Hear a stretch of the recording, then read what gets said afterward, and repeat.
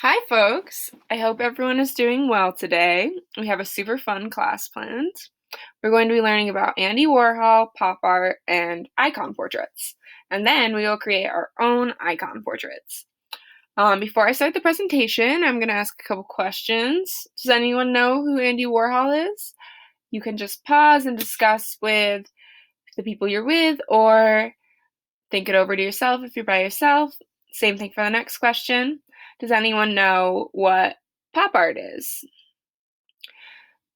Whether you do or don't know about these two subjects, we're going to learn about them. If you do know, that's great. You're ahead of the game.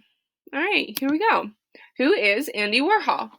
He was an artist who worked from the 1950s to the 1970s, and he introduced pop art, which was really groundbreaking for the time. He was a little eccentric, but it really paid off for him. So, what is pop art? It's art that uses things you find in everyday life as the subject, and it also focuses on really popular things in everyday culture. So, for example, he created these giant soup can prints, and these are really famous, super famous. They were the first thing that really broke the news when these came out, because people were like, can this even count as art? It's just soup. But it is. He's recreating them and mass producing them. It's really cool. And then he also made portraits of super famous celebrities, like this is Marilyn Monroe, a bunch of different prints of her that he did. He focused his favorite people to do portraits of were Marilyn Monroe, as seen here, Jackie Kennedy, and Elizabeth Taylor. So these are his icon portraits. He only created portraits of people he considered to be icons or important, influential people, and he often used 3 flat, vibrant colors, and he always used color blocking. So as you can see, the background is all red, that's a color block. The hair is black with little blocks of blue in it, still once again a color block.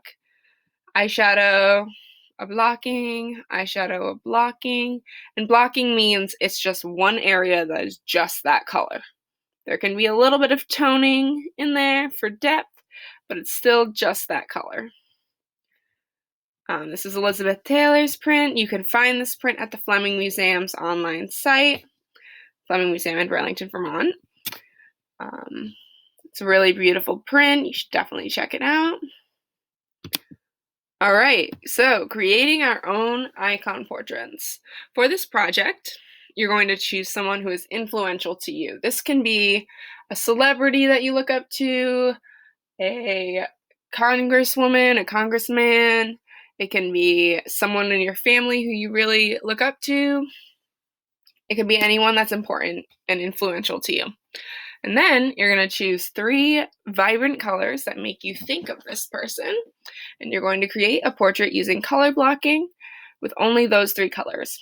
You have a lot of options for materials because I believe choice is super important and makes you more connected to your piece. Your options are markers, watercolor, oil pastels, collage, or a combination of any of those materials.